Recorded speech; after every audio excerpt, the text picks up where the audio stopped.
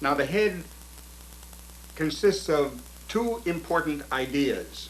One, we want to know the form, and two, we want to know the proportion. And so now, in order to get into this, we'll learn to draw both together. We'll draw the form and show what it is. The human head first is given as an ovoid shape like this. It has this characteristic, longer than it is wide. Learn to do it with a big swinging stroke of the arm. The proportion is 3 to 2, 2 parts wide, 3 parts long. You can see the egg shape. And what we're going to do now, instead of staying with the midline, notice how the midline is put down. Take it with a cut, almost like a scalpel. It's dividing now into 2 parts. We're going to put down the horizontal line going across the middle. The vertical line is your midline from a front view. That's where it divides. The eye on one side, eye on the other, the nose is split in half, the mouth, and so on. We're going to turn the head now, and let me show you how that's done. We will take a turn saying this is the midline now. And if I were to show you the possibility of it, it would look like this, would look like that. We'd begin to feel the brow appearing here, the cheekbone, and the narrowing down of the facial mass. When that head turns, we want to see that the back of the head is missing. And let me explain simply how that's done. You take the measure of the blue line to the red, this amount, which is the turning of that mass from a front view going off right, add the same amount close to it to the back. This to this will tell you that if you connect the cranial mass, the cranial curve, carried down to where you would understand is the bottom of the nose, we begin now to hold the same egg shape on the left as the jawline. Add on it the characteristic box of the chin. You will see that now we have a turned head. The head comes out here on the right side as a contour. We begin to feel a visor effect of the brow. Notice the brow standing out. The cranial mass is round at the top, curved. Curve may go back. It'll flatten at the side of the temple. I'm going to put a tone down here. Now the visor will appear like this, showing a notch backward on the flat part of the temple. Mid-region, under the visor, under the brow, the ridge that stands out, we're going to have a wedge, a characteristic wedge of the nose. The part here, given like that, as the nose pinches in, one may see this, down to the nose base. This part is half of the lower element, the lower part of the facial mass, from the base to the chin, and from the base to the bridge of the nose. And now from the base of the nose down to the chin, the mound of the chin, we're going to have a barrel, which will show that this is the characteristic double form of the dentures of the mouth.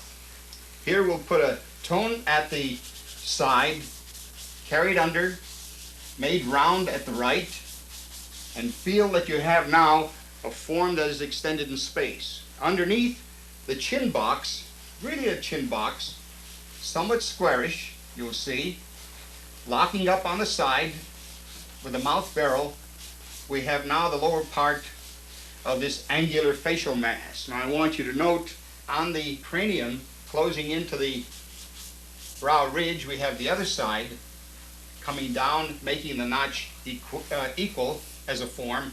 Then the break in from the under part of the visor. Note how we pick up on the cheekbone, one equal to the other, symmetrical here, symmetrical there. Note the mouth barrel here on either side. Look at 2 sides now, draw carefully, and hold the mound and the box of the chin together, and then draw upwards and see how it is that you have the facial structure, one side and the other tight, coming together at a kind of V shape. Here is the characteristic of the eye drawn across. We need the midline, and now note that the eye is an almond shape. Notice an almond or a nimbus. We have this characteristic appearance. The eye is not fully an almond in the sense that the curves are equal. The inner curve, and let me emphasize it with another chalk, the inner curve is high. You notice that the curve is here, inward toward the corner of the eye. And the bottom curve is downward and further out toward the outside of the eye. The points marked will show that if you carry a line through like this, you're getting the axis of the two curves. That will show also, very likely here, where we have the high point here, the low point there, and the axis appearing like this in the far side. Note again, we're carrying the correction through on a horizontal plane from corner to corner, so we know that the eyes don't sag, the eyes are equal. Is this clear? Note further the lower lid. The lower lid has the basis of a thickening. The upper lid is a tight line to the line of the eye. Notice how there's a slight overlap of the eye coming into the bridge of the nose and the corner of the eye like this. Now marking out the accent of the lower lid with the lower lid line clearly showing. The bulge of that lower lid is important because the volume of the eyeball is usually on the bottom of the eye rather than at the top. The eye pupil given here is set in the middle of the eye, and if we carry that down, carry the pupil of the eye down, note that this will be a position for the terminus of the mouth. The corner of the eye on the inside is carried downward to the edge of the nose. And you'll see at this point we're going to make the swing of the nostril, the curve of that nostril arch, the opening of the nasal passage, and then the wing of the nose held at the top just above that arc gives us the width of the nose.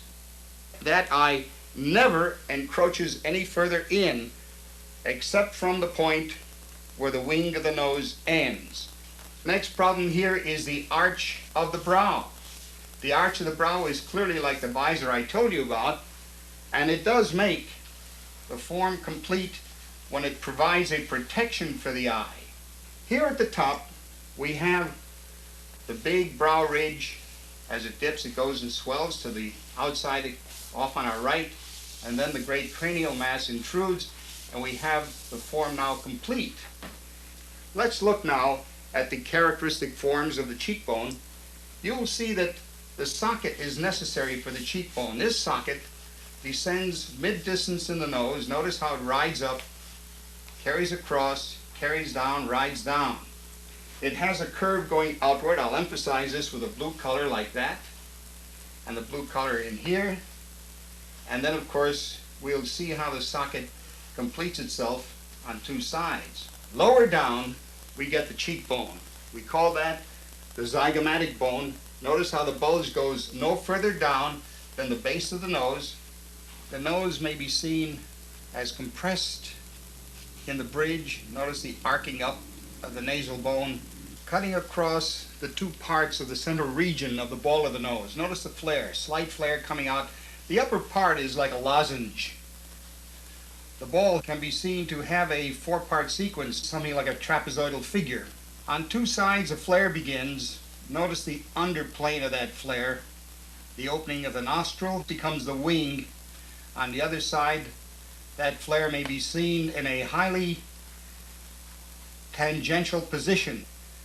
On the far outside, foreshortened element develops slightly depressed, but with a little flaring up of a bulbous shape, which is the nasal passage. You may see now how the wing of the nostril is held in check against that, and we have the form of the nose. Now the lips can be seen as an extended M shape. Notice the characteristic of the M. The form is more or less curved over in a continuous sequence of the turn. If I do it with one stroke, you'll see that it does carry over. Inside that M shape, the V shape, we have a secondary echo of that. And that echo is then seen as a slight evolution of a little tip, a little form called the tubercle.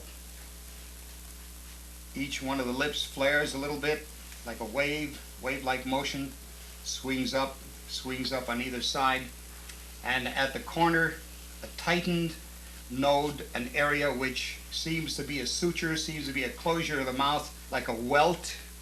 From underneath, on the lesser curve of the lip, below the upper is a curve in reverse, and that curve, once we establish it, has a slight lift in the center, which gives us a modified W shape. So the M is dominating on the top lip, and the W is subordinate on the bottom lip. If we bend back the form by putting in a tone, notice how the form now tends to bend away against the mouth barrel. The lip is set in against the depressed region. The depressed region here moves upward against the barrel of the mouth to the sides, left and right. If you follow the curve is here, carried through, and we can read the mouth barrel like this with a node overlap on the corner of the mouth, and now the curve continuing on the base. We suddenly read the emergence of the frontal form of the chin box, or the chin mound. Take the frontal element from the cue of the nostril, and let's go ahead and play this upward. Notice how this appears. Let me indicate the ear at this point. If we were to look at the outside eye coming up here on a line, continual line, we'll get the eyebrow and the development of the arch of the eyebrow at the edge of the eye. The other side does the same thing like this. You'll see the eyebrows coming in. Now the ear on our outside left is placed on the line taken from the arch of the eyebrow up, out to the side, and then the base of the nose again out to the side at the edge of the jaw plane. We'll put a tip in here of about 12 degrees off the vertical, and then a large C shape. You'll notice that as it comes down, it begins to stop an attachment just on the line of the corner of the eye. At this point, what it does, it wheels in, presents a curved thickness, and then a bowl emerges, and the bowl is the middle third. The first third is the curve, the middle third is the bowl, and the final third is the lobe. As we come down on the inside, thicken that bowl curve, we find a pinch high up, and the arch of the ear meets it, and the ear begins to take shape. Let's place the hairline now, since we have the top of the head unformed. We're going to move up 2/3 of the distance from the bridge of the nose to the top of the head, the crown. We'll meet the curve of the forehead on one side and the curve on the other side. Notice how symmetrical it is. Arc down into the temporal depression, come in for the top of the brow ridge, come back in here for the sideburn, the hair bearing back. The sideburn or an extended amount of hair will let you feel that the hair is in place, and then now the hair may be pushed backward, or it may be combed with a forward bulge, or it may have any other kind of coif you like, but this is the beginning of the hairline and the various distinctions given to the way the hair is built and combed.